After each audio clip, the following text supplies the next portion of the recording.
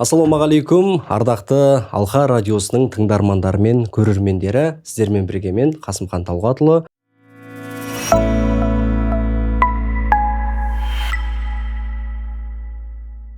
Бүгін біз ғибрат бағдарламасында жалпы адам баласы күнделікті өмірде қолданады. Әрине ол ақша. Жалпы ақшаны қалай тиімді жұмсаймыз, қолданамыз, ақшаны қалай жұмсаймыз, сол жайында кеңірек әңгіме өрбітетін боламыз, және де осы кәсіпкерлік бағытында да кеңірек әңгіме талқылайтын боламыз. Ендеше студия қонағын таныстыра өтейін. Жеке кәсіпкер Алмат Арысұлы келіп отыр. Алмат мырза, студиямызға қош келдіңіз. Көңіл күйіңіз қалай? Керемет. Жалпы күніңіз неден бастайсыз ең алдымен? Ассалаумағалейкум баршаңызға. Ең алдымен күніміз әрбір мұсылмандікі дей басталатын шығар. Таң намазын оқудан бастаймыз. Таң намазын оқып, күнімізді жоспарлап, айлық жоспарымызбен келе жатырмыз ба, оны бір корректировкалар жасап, одан кейін кішігірім спорт бар, жаттығуларымыз бар, олардың барлығын жасап, сосын барып отбасымызбен таңғы асымыз бар, балаларды балабақшаға апарамыз, сөйтіп жұмысымызға кірісеміз. Күнделікті күйбең тіршілік, дүрбелең өмір дейсіз ғой. Енді сізді әлеуметтік желілерден байқап көріп жатамыз, яғни 216 күн мешітке үзбей таң намазына барған екенсіз. Сол жайында да айтып беріңізші, бұл қалай болды, қиын болмады ма? Ол жайлы негізгі себепті айтатын болсақ, мысалға таң намазына бару кішкене сауабын білеміз, бірақ біз көрмеген нәрсені сенбейміз ғой. Мысалы бір жаққа шетелге шығатын болсақ, таңғы 4-5-те болса да рейс болса, оған тұрасың, өйткені көріп тұрсың.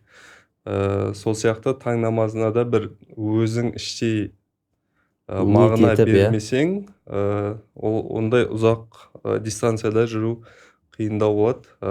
Мен өзім үшін бір мағына берген болатынмын. Сол туралы қысқаша айтсам, 2024 жылдары кризистен шығып, енді кәсіптеріміз дөңгелеп жатқан кез, сонымен көптеген нығметтер болды. Базовый потребностьтер дейді, көлігімізді алдық, үйімізді алдық, кәсіп жүріп жатыр. Сонымен бір ой келді, Аллаға қалай шүкір етсем болады, осы нығметтерге деген. Садақа беру бір бөлек, ол ақшадан берілетін нәрсе болғандықтан бір жаның қиналмайды. Сонымен бір не жасай аламын деген бір өзіммен сөйлесу болды десек болады. Сонда ой келді, ең қиын нәрсе бізге түн ұйқымызды бөліп, таң намазға тұру екен. Сол кезден бастап шешім қабылдадым, енді өмірдің жалғасын таң намазы мешітте оқып өтемін деген бір. Бастапқы уақытта қиын болды. 3 күн барасын ұйықтап қаласың, одан қайтып бастайсың, 7 күн барасын ұйықтап қаласың. Сөйтіп жүріп, әйтеуір әдетке айналдырдық. Аллаға шүкір, 1,5-2 жыл болып қалды. Негізгі себеп астындағы мағынасы сол. Енді бұл өзіңізден кейінгі жастарға бір үлгі, өнеге ғой негізі. Қарап отырсақ, оқырмандарыңызға. Енді Алмат мырза, менде сұрақ, жалпы қаржылық еркіндік пен қаржылық тәуелсіздіктің айырмашылығы неде? Енді қазір көбіміз бір ақшаға тәуелдіміз ғой. Қаржылай еркіндік пен қаржылық тәуелсіздіктің бір айырмашылығы мынандай деп айтуға келмейді. Негізгі мағынасы екеуінде де сен подушка безопасности дейді ғой.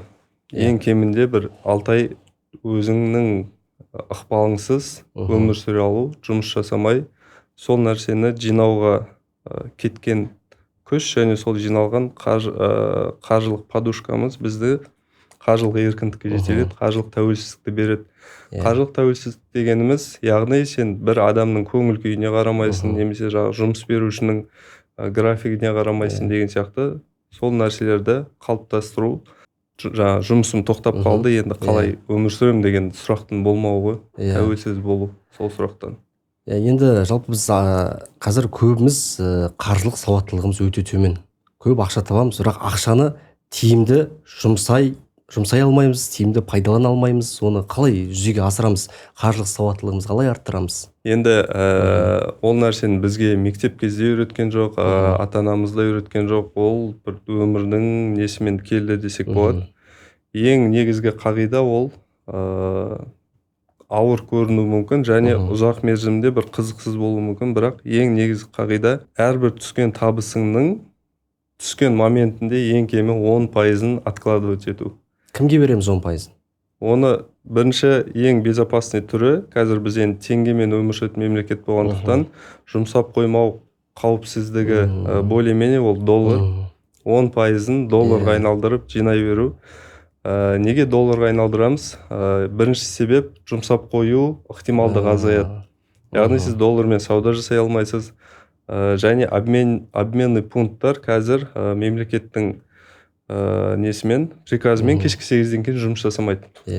Яғни сенде ақшаны жұмсап қою вероятності азаяды, чем Каспийде тұрғаннан гөрі, теңгемен тұрғаннан гөрі. Сондықтан ең бірінші кез келген түскен ақшаның 10%-ын кесіп алып, болашағыңа өзіңнің инвестиция жасау, яғни откладывать етуден бастау. Басында кішкентай сумма болып көрінуі мүмкін, бірақ бір 6 ай, 1 жылдың көлемінде сен уже жиналған сумманы көргеннен кейін енді мына жақтағы суммаңды, жұмсайтын суммаңды азайтып, ананы көбейтуге тырысасың да. Уже сол жаққа қарай фокусың өзгереді. Бір дұрыс азарт десек болатын шығар. Азарттың да жақсысы бар, жаманы бар ғой. Сол ақша жинауға деген азартты дамытуға көмектеседі. Өйткені өзіміз солай ғана келдік. Бірақ естіп жүру ол бір бөлек, именно бастап кету керек сол нәрсені. Одан кейін барып қалған 20%-ды мынаған жұмсау, 30%-ды мынаған жұмсау деген, ол алғашқы уақытта қиын болады. Ең бірінші әдет сол 10%-ды откладывать етіп үйрену, именно долларға айналдырып қойсаңыздар, өте бір жақсы әдет болады. Енді мысалы кәдімгі теңгені долларға айырбастау ол қаншалықты тиімді? Доллардың бағасы өсіп түсіп отырады деген секілді. Ұзақ мерзімде ойланатын болсақ, ол теңгенің инфляциясынан гөрі доллардың инфляциясы аз. Оған бір өте қарапайым мысал ретінде банк алсақ болады. Мысалы банк депозитінде теңгемен сізге 20% қосымша береді, ал доллармен 1% қосымша береді. Ол дегеніміз инфляцияның бір айырмашылығы десек болады да. Почти что 20 есе. Ол ұзақ мерзімде ойланатын болсақ, бір уақытша нелер болуы мүмкін. Доллардың өзі түсетін уақыттар болады циклично. Жыл сайын бізде үлкен компаниялар бар ғой, теңге, Шеврон деген сияқты. Олар налог төлейтін кезде теңгемен төлейтін болғандықтан, олардың оборотындағы ақша барлығы доллармен, сол үшін олар теңге сатып алады. Сол моменттерде бір ненің құбылмалы кезеңі болады. Ал қазіргі ситуацияға келетін болсақ, бұл тікелей Иран мен Американың арасындағы соғысқа байланысты түсіп жатыр да. Себебі мұнай тапшылығы отыр әлемде. Сіздер оны барлығын бақылап қарап отырасыздар ғой? Міндетті түрде, біздің қазіргі негізгі кәсібімізге байланысты соны бақылап отырамыз. Жаңа әңгіменің соңы, қазір мұнай тапшылығы болғандықтан мұнайдың бағасы өте қатты өсіп жатыр. Сондықтан бір теңге құнды болып жатыр десек болады. Сол себепті. Және бұл да бір уақытша мүмкіндіктер деп айтсақ болады. Енді Алмат мырза өте мазмұнды, тағылымды әңгіме айтып жатсыз, ақша туралы, инвестиция туралы. Жалпы әр қазақтың үйінде бір не болады ғой, енді ақша жинау деген секілді. Енді кредит деген мәселе бар. Жалпы мынау қарыз бен кредиттің ең басқарудың тиімді бір стратегиясы қандай деп айта аласыз? Соны айтыңызшы. Кредиттің негізгі мәселесі бізге бір қалауымызды оңай жасату иллюзиясы ғой. Мысалы жаңағы ең танымал бізде айфондарды рассрочкаға алу деген сияқты. Біз бір тегін алып жатқан секілді бір рассрочкаға ала береміз да, ол дұрыс па, бұрыс па? Ол уақыт көрсетеді. Қаржылай сауаттылығымыздың төмен екенін көрсете ма? Қаржылай сауаттылықтан бұрын ол біздің немізден ғой, қалауымызды тоқтата алмауымыздан. Кейбір кісілер бар, жарайды бір мобилограф мүмкін, немесе программист. Өзінің жұмысына қажетті затты сатып алу. Бізде бір 80% айтсақ қателеспейтін шығармыз, жаңағы фонд, мақтаныш деген сияқты себептермен ғана алынып жатыр да. Мысалы кейбір таксиге отырып қалған күннің өзінде жаңағы Яндекс таксидің өзінде жаңағы iPhone тұрады да, ол бір қатты қажеттілік деп ойламаймын да, ол таксиде жүрген кісіге. Сондықтан бізде қаржылық сауатсыздықтың бір себебі бар, және екінші себеп ол біздің қазақтың бір қанындағы нәрсе шығар, бір мақтаныштық деген сияқты. И екінші мәселе, осы мақтаныштықтың артынан алып келетін нәрсе тойға кредит алу, тойды кредитке жасау. Ол енді бір ата-ананың өзінің ортасындағы бір беделінің өлшемі сияқты нәрсе болып қалды ма? Баламның тойы мынандай ресторанда болды, адам басына нан жасадық, там Қайрат Нұртасты шақырдық. Жағдайыңыз келіп тұрса, оған әңгіме жоқ. Бірақ сіз үйленіп жатқан баланың бір болашақ жолын қысқартып жатсақ десек болатын шығар. Өйткені ол кредитті алғашқы уақытта ата-ана алғанмен, уже бала үйленгеннен кейін ол өзі жауапкершілікті алған бір еркек деген статус болды. И автоматом ана кредиттің бір частын төлеу керек, немесе бір ата-ананың алдында қарыз деген сияқты. Ол итак өзі жаңа ғана отбасы болған бала еще бір в общем нөлмен емес минуспен бастайды десек дұрыс болады. Керісінше ол қымбат әншілерді, қымбат той жасағанша екі жас жұбайға үй алып беріп, көлік алып берген тиімдірек деп ойлаймын өз басым. Сіз қалай ойлайсыз? Бізде сондай мысал болды. Менің класстасымның екі жақ ата-анасы келісіммен тойдың орнына пәтер алып берді. Бір өте керемет шешім болды да. Ол балалардың жаңағы біз нөлден емес минустан бастадық дедік, ол кісілер уже плюстен бастады да. Квартира төлемейді, тағысын тағы деген сияқты. Өздерінің айлықтары өздеріне қалып, елмен бірге ілесіп кетуге бір өте жақсы капитал болады. Енді Алмат мырза қараңызшы, жалпы адам баласының табысы артқан сайын оның шығыны да көбейетіні рас. Жалпы оны біз қалай тізгіндейміз? Көп ақша тапсақ, көптеген проблемалар шыға береді деген секілді. Ол да бір иллюзия шығар. Мысалға андай болады да, көлік бар адам мен көлік жоқ адамның бір екі түрлі болады. Мысалы біз көліксіз жүрген кезде жұмысымыз аз болады да негізі. Өзің жұмысыңа барып келесің, болды. Ал как жұмысың пайда болады, білмеймін, бір қосымша қоңыраулар көбейіп кеткен сияқты болып, или өзің бір красавчик болу үшін бәріне көмектескің келіп тұра ма, бір сондай бір иллюзия деп айтар едім. И сондықтан да табысымыз артқан сайын негізі қателіктердің бірі комфортты үлкейтуге тырысады. Мысалы бір екі бөлмеде нормально тұрып жүрген адамдар сәл артық ақша пайда болды, там үш бөлмеге ауысайық деген сияқты. Бірақ ол қажеттілік емес еді. Сондықтан қажеттілік пен қалаудың заттарын нақты шекарасын қойып алсақ дұрыс болады. Және ол үйленген адамдар болса, жаңағы келіншегімен бірге, отбасымен бірге шешетін әрбір үлкен покупкалар болсын, сондай шешімдер болсын. Әрқашанда бір жылдан кейін бізде ақша азайып қалса қалай болар еді, не істей аламыз? Бұл, допустим, бір табысың артса, бұны бір жыл бойы бұл табыстың келіп тұратынына гарантия бар ма деген сияқты бір есеп жүргізіп алу керек та, комфортты көбейтердің алдында. Ал негізінен сіз табысыңыз артқан моментте сол бұрынғы комфортыңыз сақтап қалсаңыз, в долгую ойланатын болсақ, біз өте үлкен табысқа жетер едік та.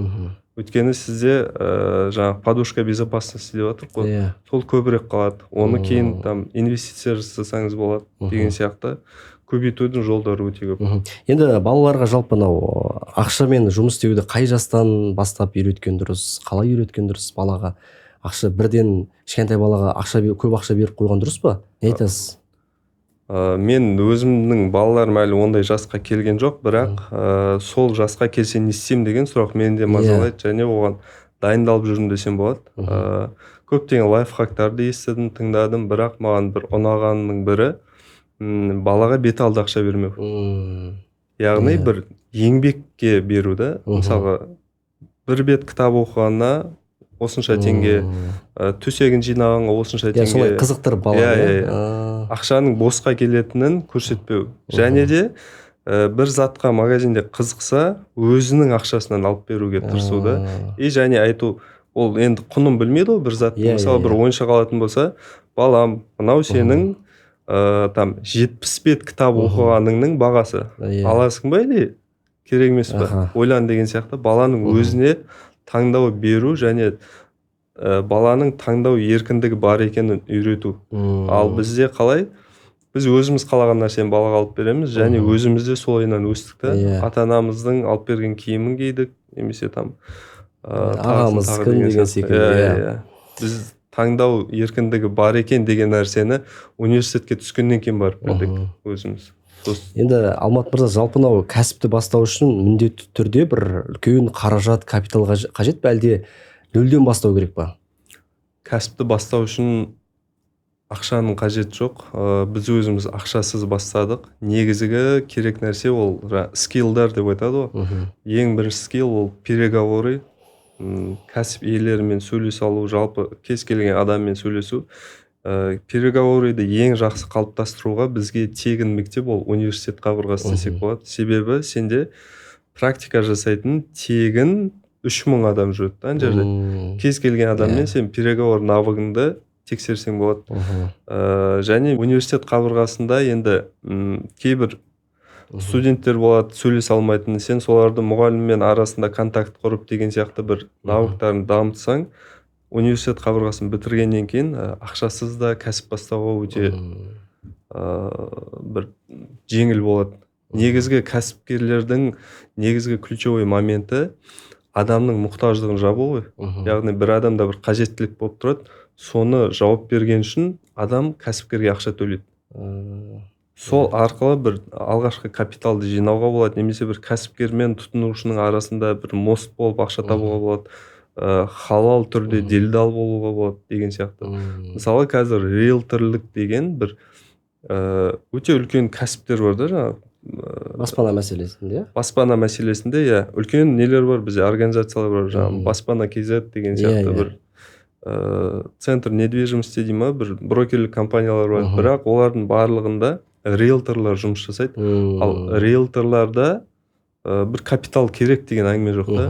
Ол жерде просто клиентті табу керек, мына жақтан сатып алу үшін табу керек. Екеуінің арасында әдемі мост болып, халал түрде табысын тауып отыруға болады да. Енді өзіңіз кәсіпті қанша жасыңыздан бастадыңыз? Қандай бір қиындықтар мен қызықтар болды?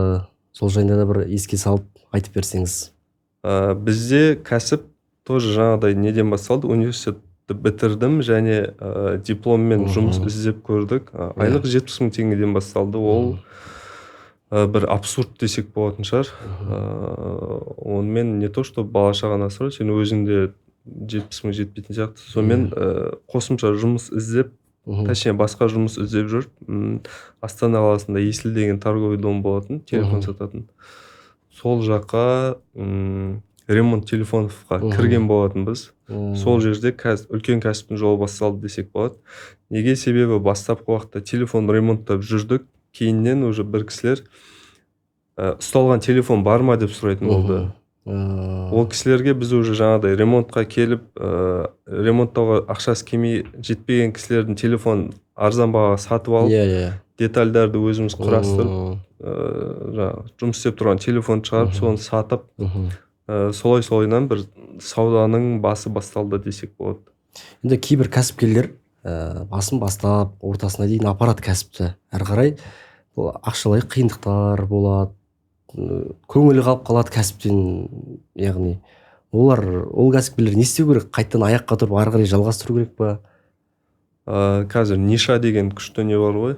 Нишасын дұрыс таппаған деп атады. Ол да мүмкін бір себеп. Бірақ көп банкрот болған кісілермен сөйлескен кездегі айтылатын негізгі мәселе ол кассовый разрыв.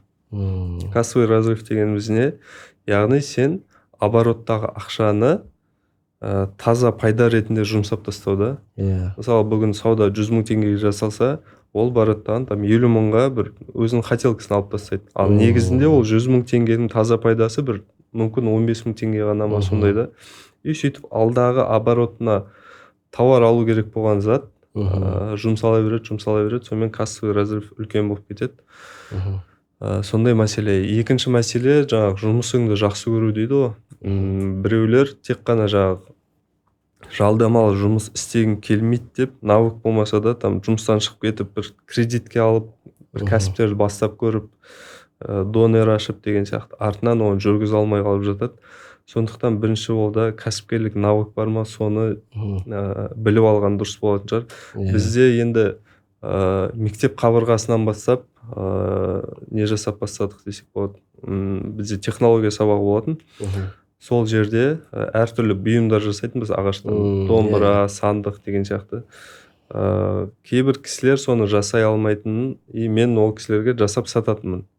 Сондай бір сол кездерден бастап бір сату деген нәрсені біліп көріп өстік. Енді кәсіпкер үшін команда жинаудың бір басты несі бар ма, критерийлері? Сол жайында да айтсаңыз. Уоррен Баффеттің бір күшті несі бар. Уоррен Баффет деп отқанымыз үлкен миллиардер кісі да, ол көпті көрген, бірақ соның өзінің айтатыны командадағы адамның скиллынан бұрын адамгершілігі маңызды дейді да. Яғни бір ислами құндылықтармен параллель келтірсек болады да. Ол адам қанша красавчик болып тұрса да, оның жаңағы бір қолының сұғанағы бар шығар, немесе кассадан ақша алып қою деген сияқты бір арамдығы бар шығар, ол нәрсенің барлығы зиян алып келеді кәсіпке. Сондықтан ең бірінші адамның адамгершілігі болу керек. Адамгершілігін біз қалай білеміз? Жаңадан келген адамды оны оценка бере алмайсың. Сондықтан рекомендациямен алу. Яғни мысалға сіз мынау адамға мен рекомендация берем және бір жауапкершілік ала алам дейсіз да. Оны мен бұрыннан танимын деген сияқты. Сөйтіп құрылған командалар негізінен ұзаққа барып жатады. Бірақ екінші бір момент бар, туысқандардан команда жинамау керек деген. Оған себеп мен басымнан өткен себеп, сен мысалы әкемнің ағасының баласына бір тоныңды көтеріп сөйлеу ыңғайсыздау деген сияқты сөйтіп жұмысқа кедергі келтіреді. Туыстық кейбір қарым-қатынастар. Ол да бар. Оны четкий шекарасын қоя білетін кісілер бар. Біз енді кішкене эмпатпыз, ондай нәрсе қолдан келмеді. Енді қандай кәсіппен айналысуға болады тез байып кету үшін бірден? Тез байып кету үшін ондай кәсіп бар ма екен білмеймін енді. Біз ондай кәсіп болса білмеймін, бұл кезге дейін жүрмес пе едік. Ол кәсіпті мен әлі білмеймін, нақтысын айтайын. Негізінен тез емес, ұзақ уақытта баюды ойлаған адам ұзаққа шабады да. Тез баю дегеніміз не? Мысалға сезонда гүл сату, шиномонтажка ашу да. Оны кейбір кісілер темшіктер деп айтады. Ол теманы жалғастырып кете алсаң жақсы да. Мысалы мен бір танысым бар, именно сондай сезонный бизнеспен айналысады. Яғни қыс басталып жатқанда шиномонтажка ашады, қыс бітіп жатқан кезде гүл сатады, жаңа жылда салютын алып келеді. Ол бірақ круглый год соны айналдырып отыр. Қысты күні коньки қойып арендаға береді, там нелерді не дейтін еді андай, сырғанайтын баллончиктерді арендаға береді. Ол кісінің кәсібі сол, ол өзін кәсіпкер деп атай алады да.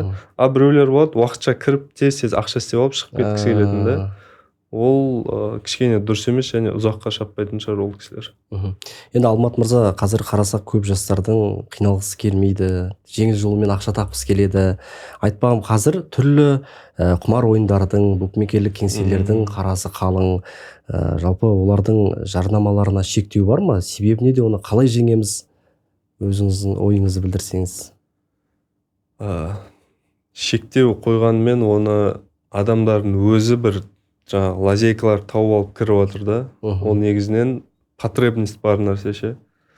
Потребность бар нәрсе және маркетолог деген бір мамандықтар бар ғой, маркетинг.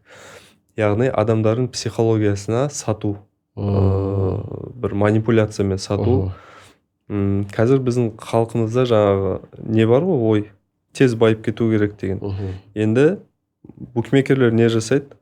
Точнее, букмекерлердің маркетологтары тез байып кетуді өте жеңіл көрсетеді. Там 2-3 теңге салдың, или 2000 теңге салдың, 10.000 теңге алдың. Басты қызықтырады ғой. Өте қатты қызықтырады. Кейбіреулер 30-қа көліктер тігіп қояды деген сияқты. Өте жеңіл қылып көрсетеді. Адам уже соған сеніп қалып, бір арбауына, наркоманиядан да бір қатты не болып тұр да, ол лудомания дейді ғой. Себебі лудоманияны анықтау ең соңғы стадияда болады екен да. Ол адам спокойно жүре беруі мүмкін, коллективінде де, ортасында да, туыстардың арасында да. Қарызға алып, ақша алып бастауы мүмкін. И то оны білмейсің, бір алғашқы уақытта қайтарады, аз суммамен алып, аз сумманы қайтарады. Көп мысалдарды білем да. Кейін уже бір там ДТП болып қалды дейді, немесе анам ауырып қалды деген сияқты себептермен ақша жинауды бастайды екен. Бұл өте үлкен дерт болып тұрған шығар қоғамда. Үлкен депутат кісілеріміз де сол жолда бір құрбан болып кетті деп айтуға келе ма келмей ма енді білмеймін. Былтыр сондай жағдайлар болды. Өте үлкен қоғамдық дерт. Әр кімнің күресуіне міндетті шығар. Енді біздің арамызда да жолдастарымыз болды, Аллаға шүкір. Қараңызшы, Алмат мырза, осы құмар ойынға құныққандарға не айтасыз, өзіңіз айтыңызшы? Біз мүмкін көріп қалатын шығар біздің эфирді. Бәс тігетіндер бар деген секілді. Құмар ойынға бәс тігуді анау неден бастаппыз ғой деген кеше бір әзілді оқып қалып едім. Асықтарымыз бітіп, сақамызды тігіп жүргенде деп сондай бір не бар, әңгімені естіп қалғам. Оның арты жақсы болмайды. Көптеген суицид оқиғалар болып жатыр, оны кез келген жаңалықтардан да айтып жатыр. Тез баю деген бір иллюзия, ол нәрсеге алданып қалмайық. Біздің сіз өзіңізге уайымдамасаңыз да, сізге уайымдайтын жақындарыңыз бар, сол кісілерді ойлау керек. Ата-анамыз бар, бауырларымыз бар. Кейбір отбасылы азаматтар да кетіп қалып жатыр ол жаққа. Артта қалған бала, сіз жетім қалып қалуы мүмкін. Білмеймін енді қандай сөзбен тоқтатуға болатын, бірақ қоғамда өте көп мысалдар болып жатыр. Суицид деген бір соның себебімен болып жатқан суицидтер өте көп екенін оқыдым. Әрине бұл енді қоғамдағы өте бір өзекті мәселелердің бірі ғой, оңай емес. Енді онымен әрине бір жеке психолог, ата-ана, отбасы, қоғам болып барлығымыз күресуіміз керек деп ойлаймын өз басым. Енді Алмат мырза, жалпына инвестициялауды бастау үшін қандай бір минималды сомма керек? Қанша ақшамен бастасақ болады, қанша теңгемен? Инвестицияны бастауға бір 5000 теңге керек. 5000 теңге. Күнде 5000 теңге жинаймыз ба, әлде қалай? 5000 теңгеге кітап сатып аламыз. Кітап сатып алып не істейміз ары қарай? Кітапты оқимыз. Ең бірінші инвестициямыз сол болады, негізгі инвестициямыз сол. Және бір кітаптар бар. Кітаптардың ішінде көптеген оқиғалар болады да, сол оқиғаларды оқып отырып, адам бұл нәрсе маған оң иығыма келе ме, оң жағым басыма келе ме, келмей ме, соны анықтап алса, дұрыс болады да. Егер оның оң жамбасына келмейтін болса, арты лудоманияға алып кетуі мүмкін. Сондай бір несі бар. Зардабы бар. Және қазір Инстаграмда да өте көп жарнамалар бар. Там $100 мен $1000 жаса деген сияқты. Оның барлығы арты жаман. Оның өте көп таныстарымыз бар, кетіп қалып жатқан, өте үлкен соммада қарызға кіріп кетіп жатқан. Және жалпы инвестицияның бірнеше түрі бар да. Қандай түрлері бар? Форекс саудасы бар, облигацияларға инвестиция жасау бар, және акцияларға инвестиция жасау бар, ETF-тарға инвестиция жасау бар. Енді осы жерде исламның бір құдіреттілігін байқауға болады десек болатын шығар. Осылардың барлығының ішінде халал бір ғана бағыт бар да. Сол бағытта жұмыс жасап жүрген кісілердің ешқайсысы бір қораға кіріп кетті деген сияқты бір не жоқ. Әңгіме жоқ, даже мысал жоқ келтіретін. Ал мына жақта харам жолдары бар, халал емес. Сол жақтағы бір 90-95% адам қораға кіріп кетіп жатыр да. Оның арасында бір суицид болған кісілер де бар. Өйткені арты лудомания сияқты болып кетеді. Енді екеуінің айырмашылығы не деп ойлайсыз? Айырмашылығы негізінен халал емес жерде риба деп Құранмен запрет қойған нәрсе бар да. Сол нәрсені пайдаланудың арты жаман нәрселерге алып кетеді. Ал мына жақта адал сауда деген бар. Акциялармен, халал акциялармен адал сауда жасап арқылы аз табысың берекелі болады да. Мұнда сен көп табыс табан деп харам нәрсені жасадың, бірақ ол сен табыс таппақ түгіл, керісінше қораға кіріп кетіп жатыр ше адамдар. Сондықтан инвестицияны ең бірінші бастауға кітап оқып, дұрыс бағытты анықтай білу деп айтар едім. Одан кейін барып $100 мен болсын, $1000 мен болсын бастауға болады. Негізінен халал жолда қалай жасаймыз? Біз кәдімгі белгілі компаниялардың акцияларын сатып алу арқылы, мысалы Apple компаниясының акциясын сатып алу арқылы, осы Apple компаниясының дамуынан біз ақша табамыз. Яғни бір компанияның және оның сотрудниктерінің бақытты болуынан ақша табамыз да біз. Бұл таза адал сауда. Енді мына жақта запрещенный нәрсе бар. Бір компанияның құлдырауынан ақша табу. Бұл өте бір дұрыс емес нәрсе да. Біріншіден жаңағы не адамдардың бақытсыз болуы ғой, енді компанияның құлдырауы, банкрот болуы, сен соған ақша тігіп, ақша тауып отырсың. Екінші мәселе ол жерде қайтадан жаңа риба мәселесі.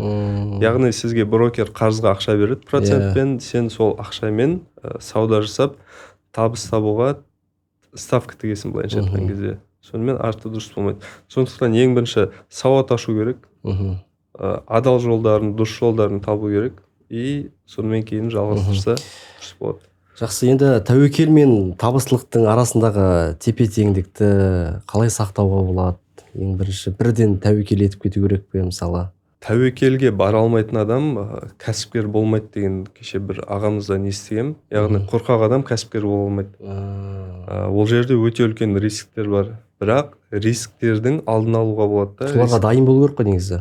Рискке дайын болу керек, бірақ жаңа не бар ғой, Пайғамбар саллаллаху алейхи ва саллям оқиғасы, түйені байлап қойып барып тәуекел ет дегенше.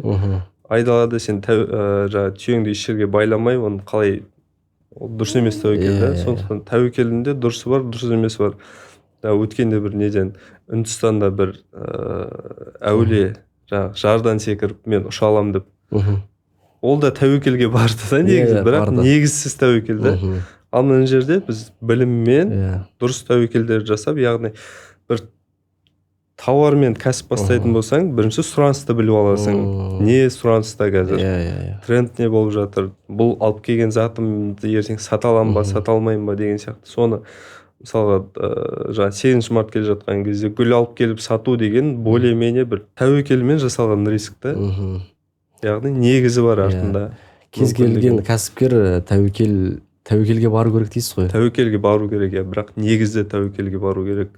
Сосын жаңа инвестицияда бізде тренд деген бір жақсы сөз бар. Трендке қарсы жүрме, трендпен бірге жүр деген. Тренд дегеніміз ең жеңілі, тәуекелдің ең қысқасы тренд болып жатқан дүниелерді жасау ше. Бір жаңадан нәрсені тренд қылам деп әрекет жасағаннан көрі тренд болып жатқан нәрсемен ақша тапқан более безопасно. Яғни сен бір нәрсені тренд қылам дедің да, тренд қылу үшін өте көп мөлшерде зат керек. Оны алып келіп алдың, тренд болмай қалды. Сен срок өтетін нәрсе болса, уже срок өтіп кетті, немесе там қыстық жемпір алып келген болсаң, ол жаз шығып кетті, сен трендке шығарам деп жүргенше, уже келесі жыл ол точно не актуально болып қалады орнына. Сонымен ақыр соңында якобы садақа жасағандай ол, оны балалар үйіне беріп деген сияқты, ол уже дұрыс емес. Сондықтан бірінші анализ жасау ғой. Ең бірінші анализ жасау, не керек, не керек емес, трендпен жүру. Енді жылжымайтын мүлікке инвестиция салу қаншалықты тиімді деп ойлайсыз? Мысалы, көбіміз сол енді үйге деп ақша жинаймыз, сол жайында да айтсаңыз. Біздің рынокта бір өте безопасный және өсу ықтималдығы жоғарғы нишалардың бірі ол. Оны көп айтпаймыз, себебі ол жерде кішкене вложение көп керек болады да. Мысалы 100 000 теңге, 200 000 теңгемен бастап кету қиын оны, бірақ негізінен бір инвестиция ретінде бір өте жақсы құралдардың бірі. Дәл қазіргі уақыттарда, алдағы уақытта қалай болатынын білмеймін, енді неше түрлі кризис болады деген сияқты бір болжамдар бар, бірақ осы уақытқа дейін сол стратегия жұмыс жасап келді. Яғни үйді арзанға сатып алу, уақыт өте, немесе жаңа котлованнан сатып алу деген бір модный не бар ғой. Котлованнан сатып алып, үй біткен кезде үстіне там бір 20-30% пайдасымен көріп сатып алу. Қазір енді үйдің бағасы жыл сайын, ай сайын қымбаттап жатыр. Сондықтан сол айтып тұрған қазіргі уақытта ол дұрыс не деп айта аламын. Енді именно осы қазіргі сәуір айларында кішкене продажа тоқтап қалды дейді. Но уақытша деп ойлаймын, себебі жаңа доллардың тез енді әлемдегі геосаяси жағдайға байланысты ғой бұл жерде енді. Енді Алмат мырза, менде сұрақ, ақшаны қалай ақшалай қолма-қол жинау қажет пе, әлде депозитке саламыз ба, банкке саламыз ба, әлде біреуге беріп қоямыз ба, әлде сізге береміз ба инвестиция ретінде? Депозитке салу енді ол шариғат жағынан да дұрыс емес. Оны барлығымыз білеміз деп ойлаймын. дәл қазіргі уақытта кез келген адамның жасай алатын нәрсесі және бір көп білімді қажет етпейтін нәрсе теңгеңізді долларға айырбастау немесе алтынға айырбастау, алтынды сатып алу. Ол кімге тиімді? Ол уже ақша тауып жүрген адамдарға тиімді да, артық ақшасы болады, артық ақшасын солайынан жинай берсін и параллельно білімді алу керек та. Біреуге сен тапсырып қоя салу да дұрыс емес деп ойлаймын. 5000 теңге кітап ал дейсіз ғой бұл жерде. Сол кітаптан бастап білімді алып бастау ғой, и сен білім алғанша жаңағы алған алтындарың немесе долларларының бағасы бәлкім өсіп бастайды да. Ең құрғанда ақша жоғалтпайсыз. Сен киім сатып алып тастап тағы бір ол көзің алдында тұрса жұмсалып кету вероятності көбірек болады ғой. Енді сіз өз тәжірибеңізде алғашқы миллион тапқаныңыз есіңізде ме? Ең алғаш. Ең алғашқы миллионды тендер саласында таптық. Қалай таптыңыз? Қандай қиындықтар болды? Қандай әсер болды сол кезде? Бізде енді тендермен 2017 жылдары айналыстық. Тауар поставка жасайтынбыз. Тауар поставка жасап жүрген кезде маржасы кішкене аз болып жүрді. Сонымен барлығының арманы ғой, миллион деген бір табу деген. Сонымен жұмысқа кірістік. Өйткені жұмыста кішкене маржа көп, себебі сен тауардың өзің ғана апарып бересің ғой. Сөйтіп үстіне бір 20-30% табарсың. Ал мына жерде плюс жұмыс ақысы қосылады да. Яғни біз заборлар қойдық. Заборды өзіміз жасаймыз және бір жерге установкасын қоямыз. Сол алғашқы немізді солайынан таптық. Қасымда досым бар. Досымның әкесі жұмыс істеді бізде, менің әкем жұмыс істеді. Барлығымыз жабылып жүріп, бірліктің күші деп бір алғашқы миллионымыз солай тапқанбыз. Қысты күні түзде жүріп ақшасын жасадық. Арқалықта о жақтың қысы масқара екен енді. Сол жақтың қысында алғашқы миллионымыз таптық десек болады. Енді өте таптырмас бір артында үлкен еңбек жатыр ғой ол жерде. Қаншама жұмыс, отбасы болып жасадыңыздар. Енді Алмат мырза, инвестор үшін ең басты қасиет қандай? Сабыр ма, әлде жылдам шешім қабылдау ма? Ең бірінші жылдам шешім қабылдау және именно менің саламмен айтатын болсақ, компанияны дұрыс зерттеу, компанияға дұрыс оценка беру. Сабыр жұмыс жасайды, когда сенің анализің дұрыс та. Мысалы бір дұрыс емес компанияға ақша салып қойып, ода ақшаң компанияның бағасы түсіп кетіп, оны просто так ұстап отыру, өзіңді сабыр деп жұбатып, ол дұрыс емес та. Өйткені ол компанияның түбінде өсу вероятності өте төмен компаниялар көп. Мысалы кеше біз Intel компаниясын анализ жасаған болатынбыз. 2000 жылы ол компанияның бір акциясының құны $75 болған. 2000 жылы сіз яғни $75 сатып алған болсаңыз, әлі күнге минуста отырасыз да. 26 жыл өтті арада. Ойлаңызшы, сіз бір $10,000 сатып алдыңыз, допустим, әлі күнге дейін сіз минуста отырсыз. Бірақ сабырмен деп ол қате сабыр да ол. Ол жерде даже ақша табу емес, сен 26 жыл бойы минуста отырдың, сабырыңды сынадың деуге де келмейді да. Ол ақымақтық деуге келетін шығар. Сол жаңа білімсіз жасалған инвестицияның артынан алып келетін кесірі. Енді әлемдегі ең бай адамдардың ортақ қасиеті қандай? Шешім қабылдау. Шешім қабылдау және рискті алу. Кеше бір кісімен сұхбат болады, осындай. Ана кісі айлық табыстың 95%-ын алады да. Ал қалған 5%-ды там 100 адам алады. Яғни команда алады да.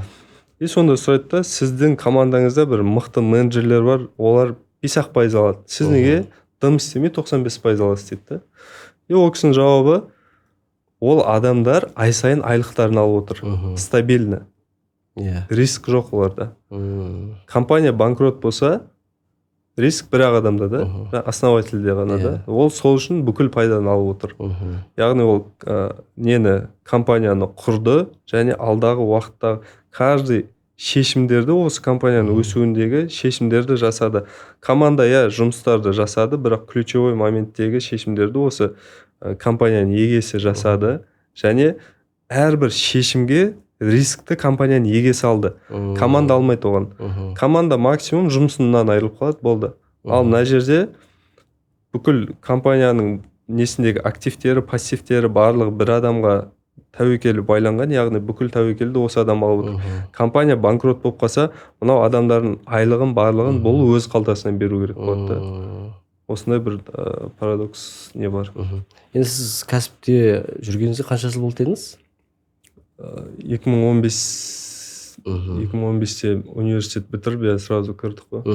Енді осы кәсіпте жүргеннен кейін қандай бір қарызға батып, шығынға батып, бір қиындықтар болды ма? Сәтсіздікке ұшырап, команда тоқтап қалып, жұмыс тоқтап қалып деген секілді. Бізде тендермен болған, бір 10 миллион тендерін алып, поставка жасап, инвестормен жұмыс жасады ол кезде. Сол кезде тура жаңа нәрсе болды да. Бүкіл риск менде болды. Яғни мына жақта бізде нені товарымызды алып, осы мошенниктерге попадать етіп қаламыз, 10 миллион товар күйіп кетеді. Ал түбінде мен қасымдағы жігіттердің уже олар айлықта жүрген адамдар, ешкімде ешқандай жауапкершілік болған жоқ, просто кетіп қалды олар. Инвестормен мен өзім жеке қалып қойдым. Яғни уже ақша қарызбын, ақшаны қайтару керек деп. Ол ситуацияны ұзақ мерзім бір айдай созып жүрдім, инвесторға жеткізе алмай, осындай проблема болғанын қорқып қалай болады екен деп. Ол кісіге Алла разы болсын. Айтам, осындай ситуация болып қалды, біз товарымыз жоқ деп. Мен ол кісі тұрады тағына. Алмат бетінен қайтпа дейді. Дальше жұмысың жаса, мен саған тағы да не берем? Инвестиция берем. Тағы да жұмыс жасауың керек. Сен алдағы жұмыстарды несімен, табысымен осы нәрсені жабуың керек деп. Керісінше бір мотивация беріп кетіп, өзімнің бір айдай жаңа депрессияда жүргенім босқа болып қалған кез болған. Сондай өзіммен өзім біреу үшін шешім қабылдап, біреу үшін біреудің артынан том пішіп дегендей, өзіме өзім депрессия создавать етіп алып. Сондағысы жаңа опять же переговорыға келіп тірелді да, соны просто так қорықпай барып алдына жеткізіп, осындай болды деп полный раскладты көрсетіп берсең, өйткені мен жеп қойған жоқпын ол ақшаны, барлығын дәлелі тұр. И сөйтіп ол кісі де положениеге кірді, Алла разы болсын. Сөйтіп жарты жыл уақыттың ішінде нені жауып тастадық. Қаржымыз жауып, дальше жұмысымыз жақсы болып кетті. Енді Алмат мырза, жалпы сұхбатымыздың соңында енді кәсіп бастаймын деген жандарға өзіңіздің бір ақыл кеңесіңіз болса, не айтасыз, неден бастау керек, сол жайында бір өзіңіздің кеңесіңіз болса? Ең бірінші сол білім деп көп айтам, кітап оқу деген сияқты. Біз бастап жүрген кезде қазіргідей көп ақпарат болған жоқ интернетте. Қазір Аллаға шүкір көп кәсіпкерлер жаңағы подкасттар шығарып жатыр, өздерінің фейл оқиғаларымен бөліседі, успешный оқиғаларымен бөліседі. Сол бір ең кемінде 10 кәсіпкердің сұхбатын көріп, өзіне жақын бір адам болады, көріп отырған кезде, білен, мынаның бір характер ұқсайды екен, немесе темперамент, немесе бір білмеймін, семьясымен қарым-қатынасы күшті екен деген сияқты. Бір адамды өзіне бір алғашқы уақытта бір эталон қылып алса дұрыс болады да. Және сол адамның нишасы немен жасады, қалай жасады, немесе қандай нишаны жасағысы келіп тұр деген сияқты. Солайынан білімін алса, мүмкіндік болса максимально сол адамға бір жеке кездесуге бір баратын мүмкіндік болса, бізде үлкен кәсіпкер кісілердің алдына біраз кездесуге барып, олардың опытын алған неміз бар, жайымыз бар. Сондықтан алдағы жүріп кеткен адамның опытын алу. Не придумай велосипед дейді ғой. Опыты бар адамнан қысқа жол болады сол. Білімін алу. Алмат мырза, сізде тәжірибе бар. Енді бізді көріп отырған арасында бір кәсіпкерлер бар шығар. Сізден тәжірибе алмасуға келуге мүмкіндік бар ма? Беймарал кез келген уақытта. Біз осы Астана қаласындамыз. Мұнда Мәңгілік ел Сарайшықта офисіміз бар. 2022 жылдан бері сол жердеміз. Кез келген уақытта хабарласып, Инстаграмға жазса болады. Көмектесуге әрқашан дайынмын. Рахмет. Алмат мырза, жалпы өте керемет мазмұнды сұхбат болды деген ойдамыз. Өте ақша, кәсіп, бизнес, жалпы инвестиция, ақшаны қалай тиімді пайдаланамыз, оны қалай жұмсаймыз деген секілді көптеген сұрақтардың жауабын алдық деген ойдамыз. Арнайы алтындай уақытыңызды бөліп келгеніңіз үшін көптен көп риясыз ризашылығымызды білдіреміз. Рахмет сізге. Алла разы болсын, рахмет. Пайдалы болса өте қатты қуаныштымыз. Рахмет. Қымбатты көрермен, бізге берілген уақыт өз мәресіне жетті. Келесі кездескенше аман сау болыңыздар. Сіздермен бірге болғанмен Қасымхан Талғатұлы. Әрдайым айымыз жарық, күніміз нұрлы болғай.